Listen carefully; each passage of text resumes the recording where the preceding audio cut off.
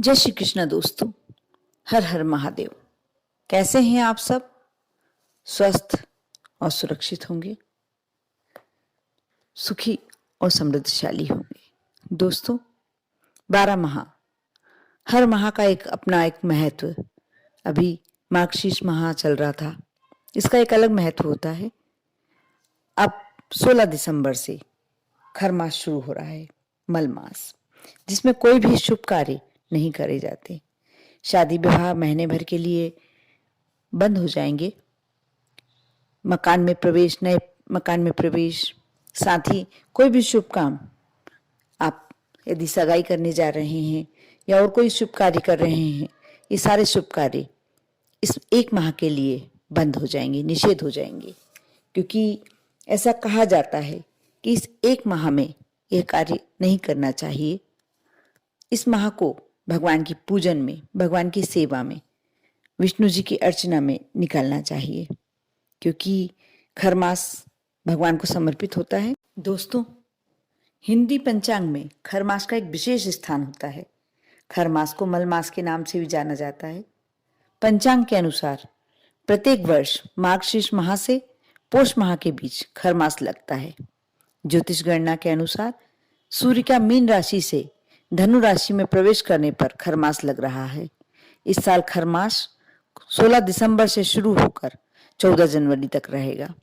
इस माह में विवाह आदि शुभ कार्य नहीं किए जाते हैं।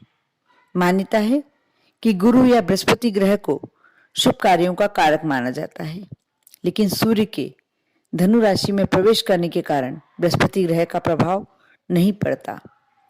इस काल में पूजन अर्चन करने का विशेष फल मिलता है। हम कुछ छोटे छोटे से उपाय कर सकते हैं खर मास में, जिसे कर कर हम माँ लक्ष्मी को प्रसन्न कर सकते हैं, विष्णु जी को प्रसन्न कर सकते हैं और अपने घर में सुख समृद्धि ऐश्वर्य की प्राप्ति कर सकते हैं।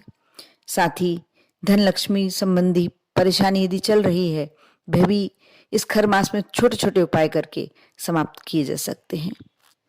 और आप इस खर मास में ऐसा क्या करें जिससे सारे काम आपके बिना रुकावट के पूरे हो जाएं, इसमें वीडियो में के माध्यम से आपको बताने वाली हूँ। आप इस वीडियो को शुरू से अंत तक अवश्य देखें। अच्छा लगे तो लाइक करें, और यदि आप मेरे चैनल पर नए हैं, मेरी आवाज़ पहली बार सुन रहे हैं, तो सब्सक्राइब करें।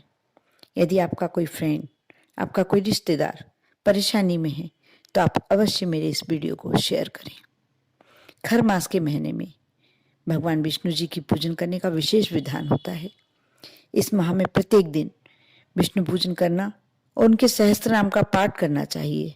इससे आपकी जो भी मनोकामनाएं हैं वह अवश्य पूर्ण होंगी, क्योंकि ये मास विष्णु जी की पूजन करने का, उनके नामों को जपने का एक विशेष माह होता है।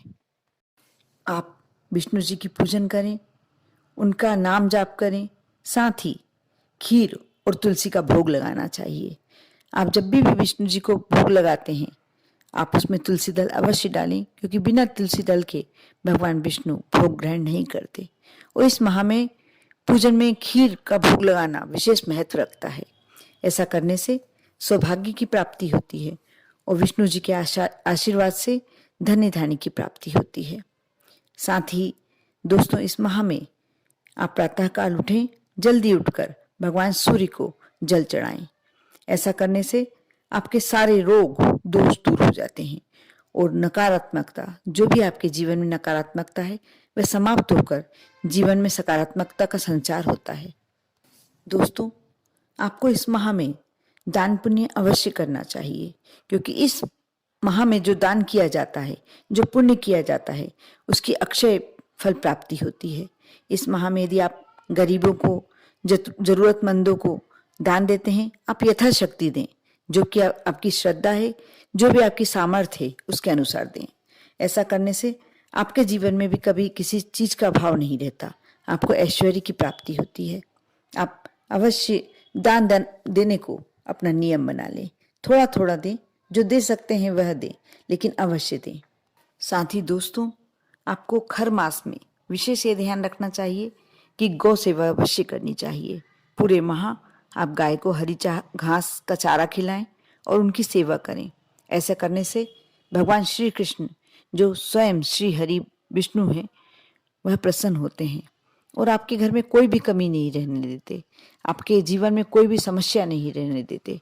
आपको जो भी लगता है कि मुझे प्राप्त होना चाहिए, अवश्य प्राप्त होता है। भगवान श्री कृष्ण का आशीर्वाद आप पर रहता है। आप हमेशा ध्यान रखें कि खर मास में गौ सेवा अवश्य करें, हरी घास का चारा डालें, जो भी आप कर सकते हैं गाय के लिए अवश्य करें। दोस्तों, आप में से कई लोग नहीं जानते होंगे कि इसे खरमास क्यों कहा जाता है। इसे खरमास क्यों कहा जाता है, इसकी एक पौराणिक कथा है। आप भी अवश्य ध्यान से सुने, इसको सुनने का एक महत्व भी होता है। भगवान सूर्यदेव, ये पौराणिक कथा है कि भगवान सूर्यदेव ब्रह्मांड की परिक्रमा अपने 7 घोड़ों के रथ पर सवार होकर करते हैं। सूर्यदेव को कहीं भी रुकने की अनुमति नहीं है, क्योंकि आप सब, हम सब ये जानते हैं, यदि सूर्यदेव रुक जाएं तो जीवन एक संकट में आ जाएगा। जीवन, मानव के लिए एक जीवन जीना बहुत मुश्किल हो जाएगा। इसीलिए सूर्यदेव को कहीं भी रुकने की अनुमति नहीं है। सूर्यदेव रुक जाते हैं तो माना जाता है कि जनजीवन भी रुक जाता है या ठहर जाता है, लेकिन उनके रथ के घोड़े लगातार चलने से थक जाते हैं। वे भूख प्यास से ग्रस्त और विश्राम न मिलने के कारण काफी थक जाते हैं। जब सूर्यदेव अपने घोड़ों को यह दयनीय स्थिति में देखते हैं तो उनका मन द्रवित हो जाता है, उन्हें दुख होता है, कष्ट होता है। तब सूर्यदेव उन्हें एक तालाब के किनारे ले जाते हैं। जैसे ही वह उस तालाब के किनारे पर पहुंचते हैं, उन्हें ये आभास होता है कि अगर उनका रुक जाए तो अनर्थ हो सकता है, यदि उनका चलना रुक जाए तो अनर्थ हो सकता है। लेकिन घोड़ों का सौभाग्य था कि तालाब के किनारे पर 2 खर मौजूद थे।